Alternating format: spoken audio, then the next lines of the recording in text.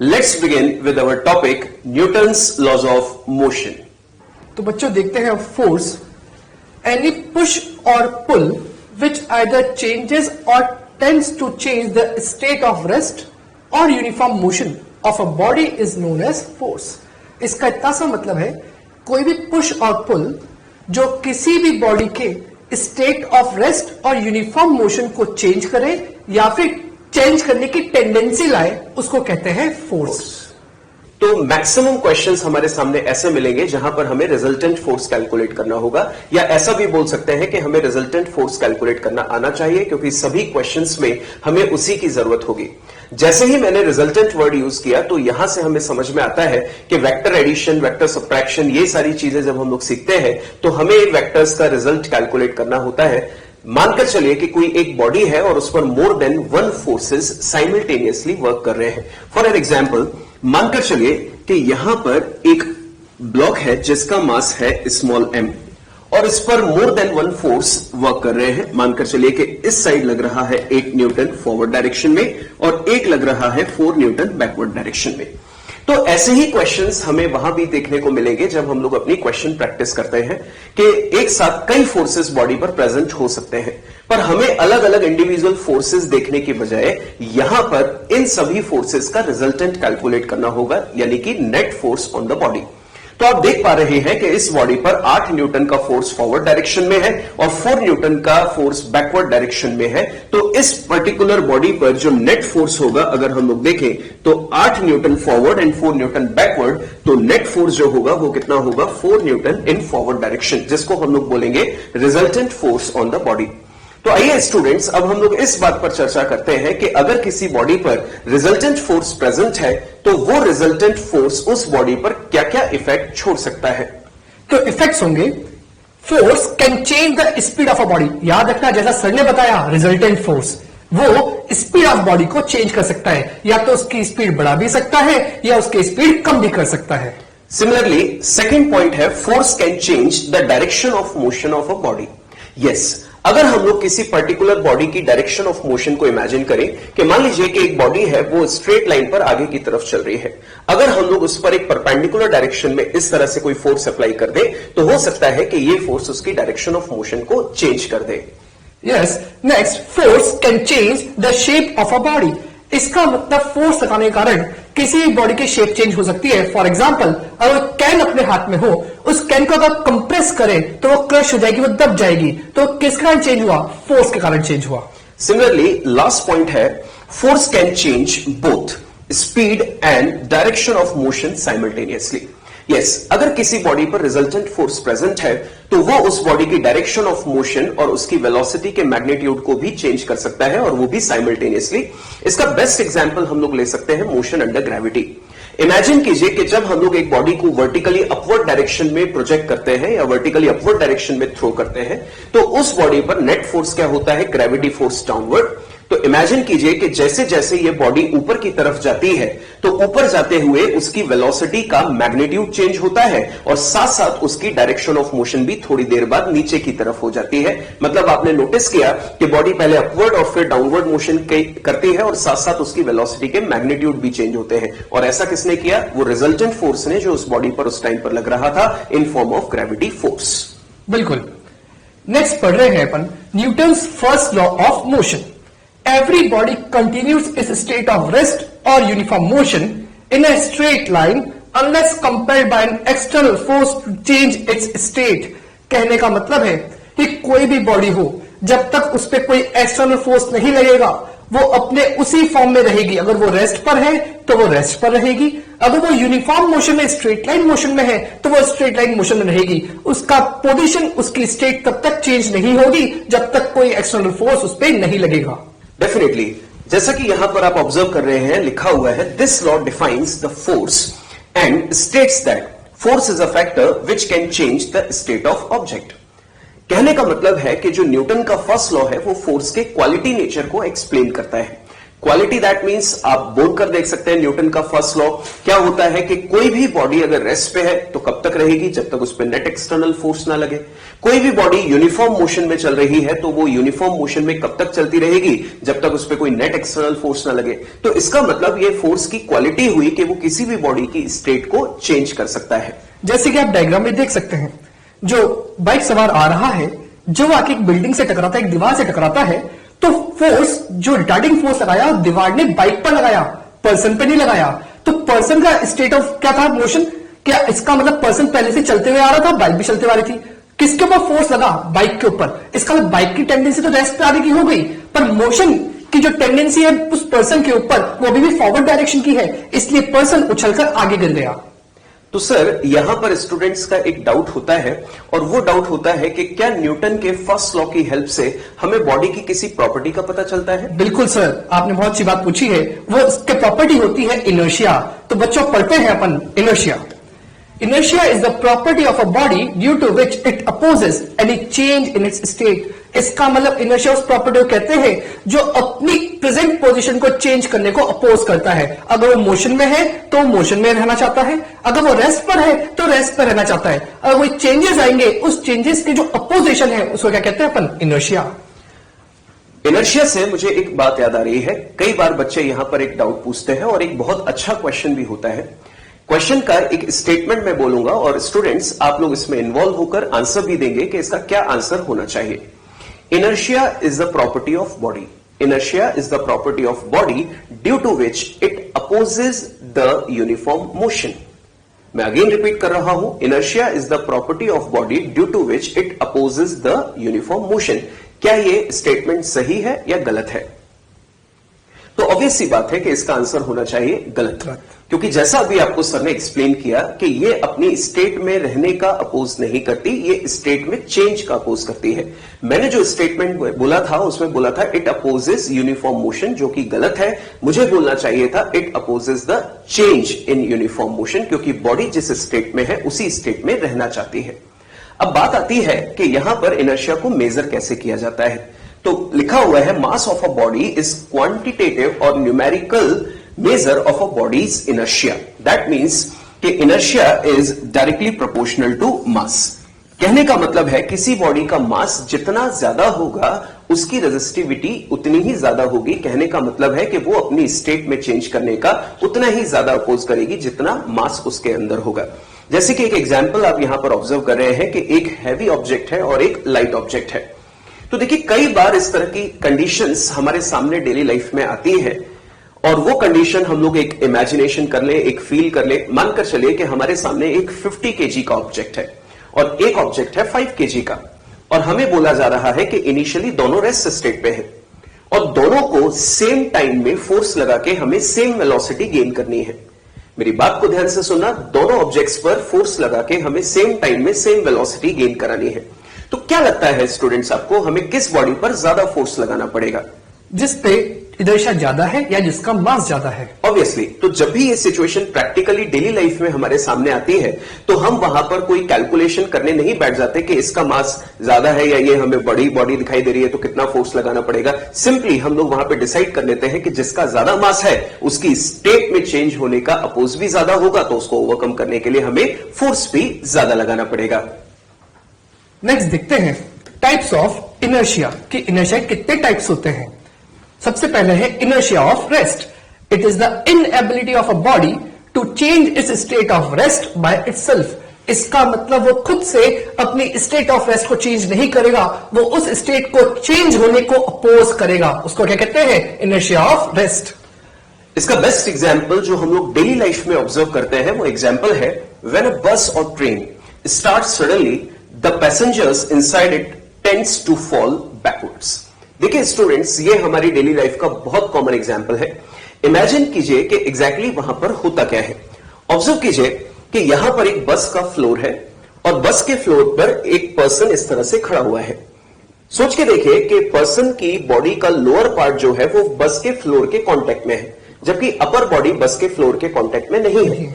तो सोच के देखिए कि अगर बस का फ्लोर फोर्स अगर लगाएगा तो कहां पर लगाएगा, बॉडी के लोअर पार्ट पे। बिल्कुल। तो इमेजिन करके देखिए कि एग्जैक्टली जैसे ही बस चलना स्टार्ट करती है तो बस का फ्लोर आगे बढ़ेगा, और जैसे ही बस का फ्लोर आगे बढ़ेगा तो फ्लोर जो होगा वो फोर्स लगा देगा किस पे, लोअर बॉडी पे, और लोअर बॉडी पे फोर्स लगेगा तो फ्लोर के साथ लोअर बॉडी भी आगे बढ़ जाएगी, जबकि अपर बॉडी अभी कह रही है कि मुझ पर तो फोर्स लगाया ही नहीं और बिना फोर्स लगाए अगर आप मेरी स्टेट में चेंज करोगे तो मैं इस चीज का अपोज करूंगी।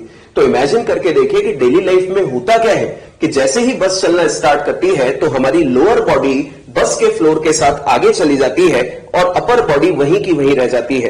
तो फील क्या आता है कि हमारी बॉडी पीछे चली गई, जबकि हुआ क्या कि लोअर बॉडी फ्लोर के साथ आगे चली गई, अपर बॉडी ने आगे जाने से मना कर दिया क्योंकि अपर बॉडी पर हमने किसी भी तरह का कोई फोर्स प्रोवाइड किया ही नहीं। और आप इस चीज को यहाँ पिक्चर से देख सकते हो, एक्सेलरेशन आगे है, लोअर बॉडी आगे चली गई और जो अपर बॉडी वो उसी जगह पर है, तो ऐसा लग रहा है कि वो पीछे हो गई है। नेक्स्ट पढ़ते हैं इनर्शिया ऑफ मोशन। तो इनर्शिया ऑफ मोशन के अंदर it is the inability of a body to change its state of uniform motion by itself. कहने का मतलब है कि अगर वो मोशन में है तो मोशन में ही रहना चाहती है, उसके अंदर कोई भी चेंज आएगा तो उसको अपोज करेगी। इसी को क्या कहा? Inertia of motion. बिल्कुल सिमिलर एग्जाम्पल हम लोग यहां पर ले सकते हैं जो अगेन हमारी डेली लाइफ से जुड़ा हुआ है। व्हेन अ बस और train stops suddenly the passenger sitting inside lean forward. तो एग्जैक्टली वैसे ही मैं यहां पर एक्सप्लेन करूंगा जैसे कि प्रीवियस एग्जाम्पल था। ऑब्जर्व करके देखिए कि बस का फ्लोर और ये हमारी बॉडी जिसका लोअर पार्ट अभी कांटेक्ट में है, लोअर बॉडी पर फोर्स भी लगेगा, अपर बॉडी पे नहीं। इमेजिन कीजिए कि बस का फ्लोर और हमारी बॉडी सेम वेलोसिटी से आगे की तरफ बढ़ रहे थे लाइक दिस। जैसे ही ब्रेक लगे बस रुक गई, फ्लोर रुक गया और फ्लोर ने फोर्स लगा के किसको रोक दिया? लेग्स को। तो ऑब्जर्व कीजिए लेग्स यानी कि लोअर बॉडी रुक गई पर अपर बॉडी अभी भी आगे ही जाएगी क्योंकि उसको रोकने के लिए किसी भी तरह का फोर्स नहीं लगा। ऑब्जर्व कीजिए जैसे ही बस आगे जाके एकदम रुकती है तो अपर बॉडी कहां चली जाती है? आगे। एग्जैक्टली होता क्या है कि लोअर बॉडी वहीं रुक गई क्योंकि उस पर फोर्स लग गया, अपर बॉडी ने मना कर दिया कि मुझे फोर्स ही नहीं मिला है तो मैं यहां पर अपनी स्टेट में चेंज नहीं करूंगी। और इसको आप यहां पर इस पर्टिकुलर डायग्राम से देख सकते हैं कि एक जिराफ जो है वो किसी पर्टिकुलर व्हीकल में बैठा हुआ है, व्हीकल जैसे ही यहां पर इस वॉल से टकराता है उसको तो फोर्स मिल गया, वो रुक गई। जिराफ की लोअर बॉडी व्हीकल के कांटेक्ट में है, उसको फोर्स मिल गया, वो रुक गई। पर देखिए कि उसकी अपर बॉडी किसी भी कांटेक्ट में नहीं है तो वो अभी भी कहां जा रही है? आगे, क्योंकि उसको रोकने के लिए किसी भी तरह का कोई फोर्स नहीं मिला। बच्चों नेक्स्ट है inertia of direction. It is the inability of a body to change its direction of motion by itself. इसका इतना सा मतलब है कि अगर कोई बॉडी किसी पर्टिकुलर डायरेक्शन में जा रही है तो वो उसी डायरेक्शन में रहना चाहती है और उस डायरेक्शन के चेंज को अपोज करने को ही कहते हैं इनर्शिया ऑफ डायरेक्शन। और अगेन इसका एक एग्जाम्पल जो है वो एक बेस्ट एग्जाम्पल है, जैसे कि लिखा हुआ है when a straight running car turns sharply the person sitting inside feels a force radially outwards. देखिए स्टूडेंट्स, हमने डेली लाइफ में ये बहुत कॉमन ऑब्जर्वेशन किया है। मानकर चलिए कि हम एक कार के अंदर बैठे हुए हैं, कार के मान लीजिए रेयर साइड बैठे हुए हैं और कार एक स्ट्रेट रोड पर चली जा रही है, तो ऑब्वियस सी बात है कि हमारी बॉडी भी कार के साथ आगे उसी डायरेक्शन में जा रही है।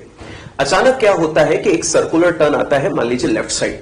तो आप सबने फील किया होगा कि जैसे ही कार लेफ्ट टर्न लेती है तो हमारी बॉडी कार के रिस्पेक्ट में कहां जाती है? उसके अपोजिट डायरेक्शन में। यानी कि कार ने लिया लेफ्ट टर्न तो हम कार के रिस्पेक्ट में कहां चले गए? राइट में। एग्जैक्टली हुआ क्या? हमारी अपर बॉडी जो है वो कार के कांटेक्ट में नहीं है। जैसे ही कार ने लेफ्ट टर्न लिया तो अपर बॉडी चाहती है कि वो उसी डायरेक्शन में चलती रहे जिस डायरेक्शन में वो पहले थी, क्योंकि अपर बॉडी ने कहा मुझ पे तो कोई फोर्स ही नहीं लगाया, बिना फोर्स लगाए आप मेरी डायरेक्शन चेंज कैसे कर सकते हो? जिसकी वजह से हम लोग कार के रिस्पेक्ट में अपोजिट चले जाते हैं।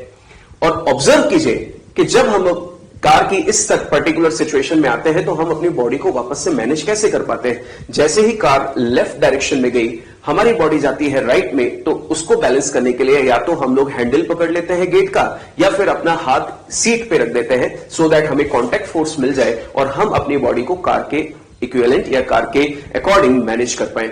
और सर कई बार ऐसा होता है कि कुछ कार ऐसी होती हैं जिनमें गेट नहीं होता, तो अचानक से शार्प टर्न अगर लेफ्ट में आए तो बॉडीज कहां चली जाती है? बाहर। तो कई बार इस तरह के ऑब्जर्वेशन देखने को मिलते हैं क्योंकि बिना फोर्स लगाए हम चेंज नहीं कर सकते। सर बहुत बखूबी आपने तीनों एग्जाम्पल को समझाया। उम्मीद है बच्चों आपको सर की बात एग्जैक्ट समझ में आई होगी और पूरा पर्सनल फीलिंग भी आई होगी कैसा कैसे हो रहा है।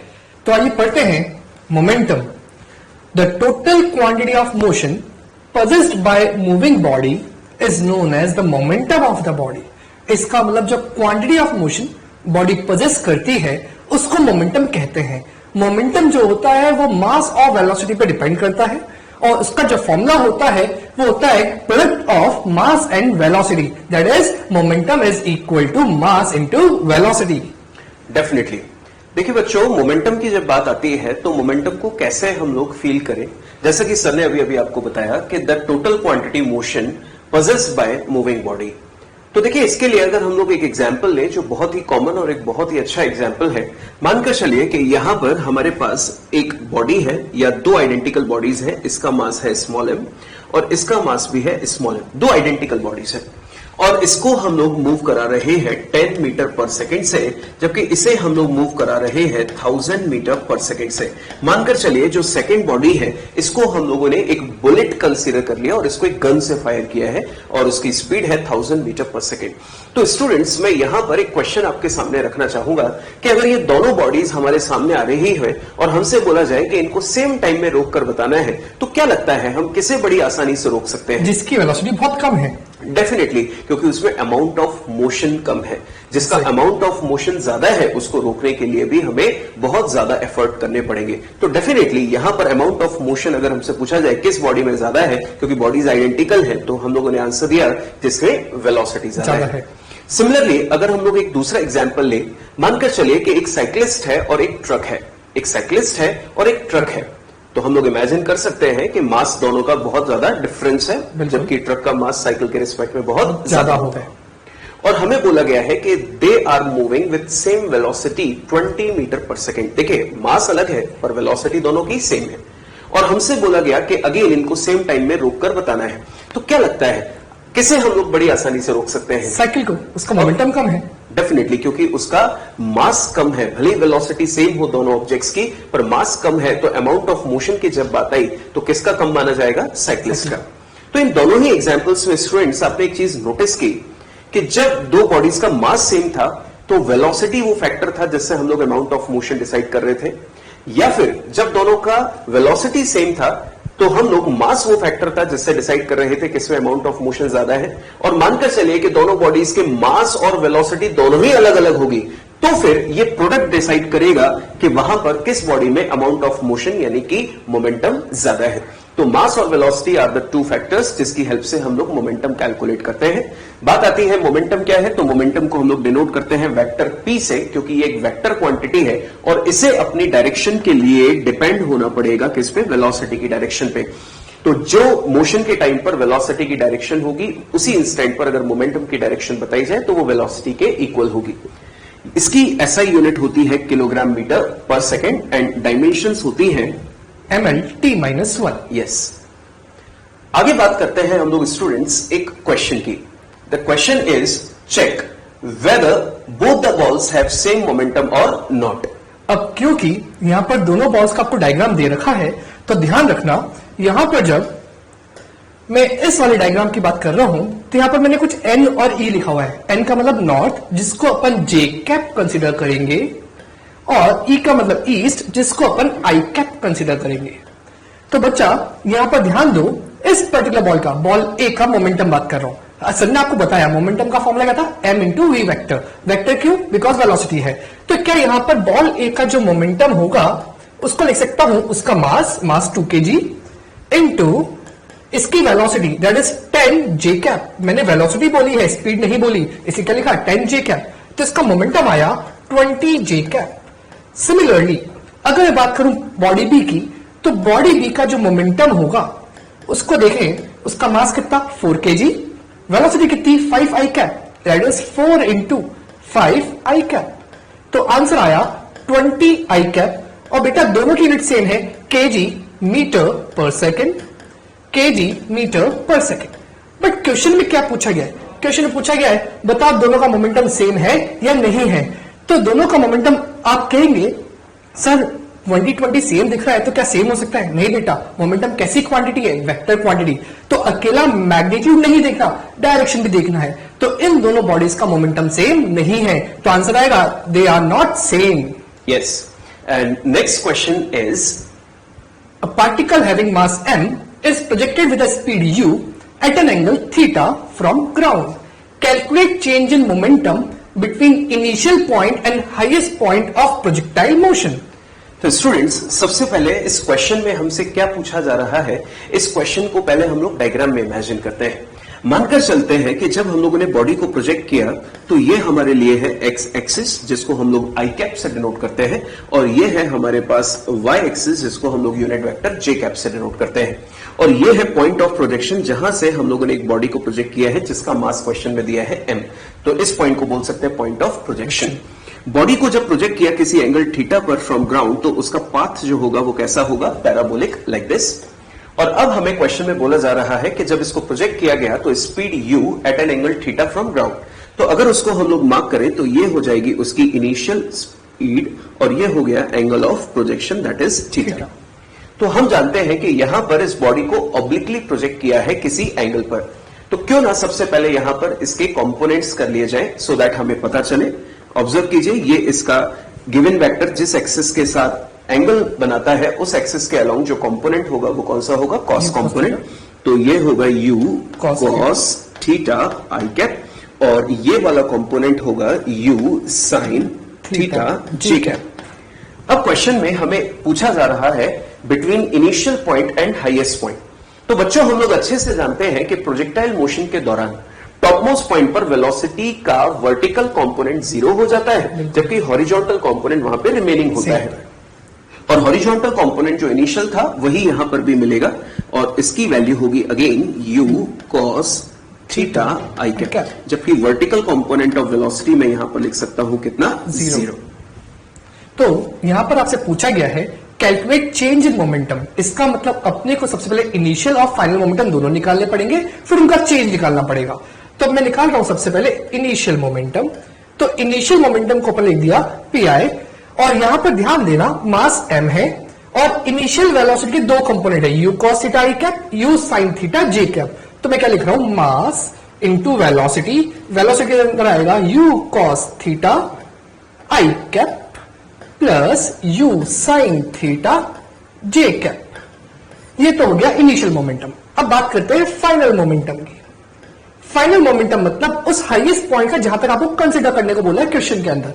तो इस पॉइंट में जैसे सर ने बताया vertical velocity 0, horizontal velocity u cos theta I cap, तो क्या होगा, mass into velocity, that is u cos theta I cap. और क्योंकि क्वेश्चन में पूछा है चेंज इन मोमेंटम, तो अपन क्या लिखेंगे, delta p which is equals to p final minus p initial. तो यहां पर अपने पास p final minus p initial कर देते हैं, तो वैल्यू क्या आएगी, देखो m u cos theta I cap, ये तो बेटा p final, minus m u cos theta I cap plus u sin theta J cap. अब ध्यान देना, m u cos theta I cap minus m u cos theta I cap, ये दोनों cancel हो गए, सिर्फ क्या बचा, minus m u sin theta J cap. तो जो डेल्टा p होगा मतलब change in momentum, this is equals to minus m u sin theta J cap, and this is the required answer. Yes बच्चों, ये एक एग्जाम्पल जो है वो हम लोग आगे एक एग्जाम्पल एक पर्टिकुलर पॉइंट पर भी हम लोग कंसीडर करेंगे, पर आइए हम लोग एक नेक्स्ट पॉइंट डिस्कस करते हैं जो आपको फील दिलाएगा एक पर्टिकुलर लॉ की, जिसको हम लोग बोलते हैं न्यूटन सेकंड लॉ। बच्चों, हम लोग एक एग्जाम्पल क्रिएट कर रहे हैं, और इस एग्जाम्पल्स में आपको पूरा इन्वॉल्वमेंट रखना है और आंसर्स अपने साथ साथ कैलकुलेट करके चलना है। मानकर चलिए स्टूडेंट्स, यहां पर एक 10 kg का कोई पर्टिकुलर ऑब्जेक्ट है, और यहां पर हम लोगों ने ले लिया 100 kg का दूसरा ऑब्जेक्ट, और मैंने कंसीडर किया है कि इन दोनों की इनिशियल वेलोसिटी कितनी है, 0।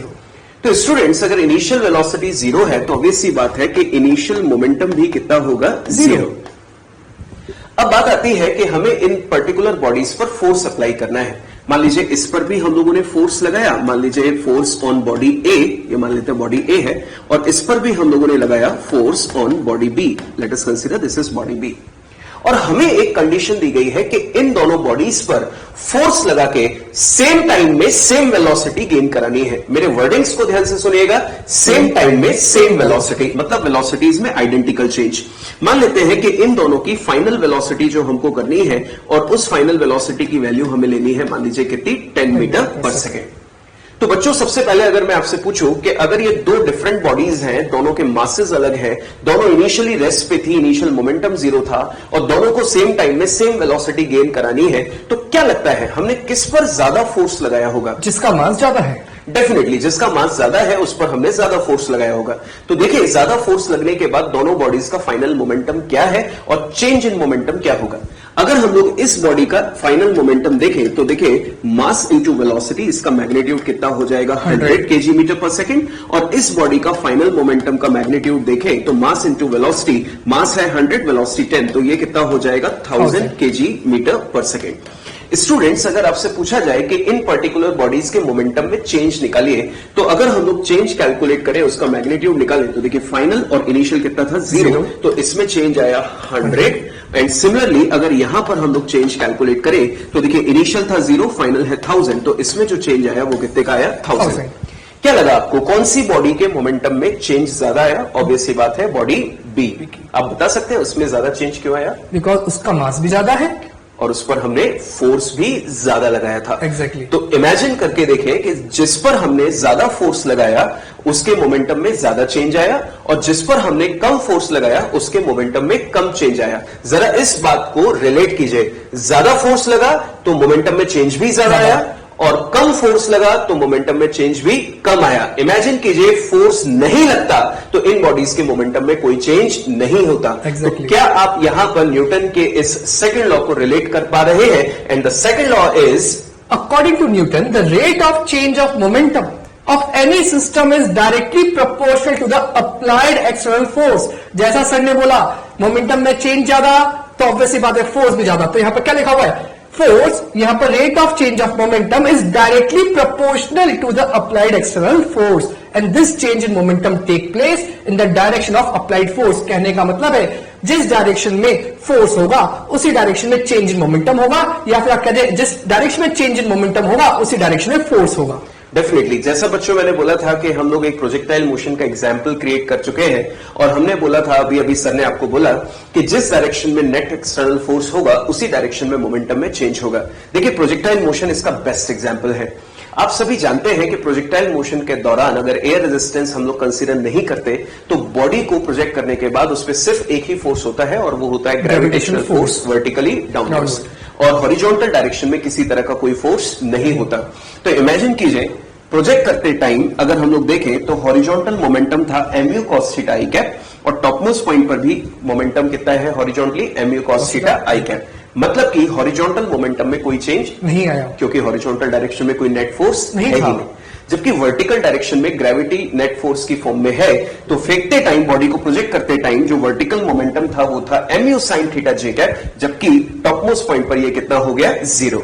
तो हम लोग यहां पर बोल सकते हैं कि जिस डायरेक्शन में फोर्स नहीं था उसमें चेंज नहीं आया और जिस डायरेक्शन में फोर्स लग रहा है उसी डायरेक्शन के मोमेंटम में चेंज भी हो रहा है। दैट्स व्हाई यहां पर लिखा हुआ है this change in momentum takes place in the direction of applied force. Exactly. तो इसी चीज को अपन मैथमेटिकल फॉर्म में देखते हैं। Net force, net external force that is equal to dp by dt। dp by dt का मतलब क्या हुआ? Rate of change of momentum. अब अपने को मालूम है कि जो मोमेंटम होता है उसका फॉर्मूला क्या था? m into we.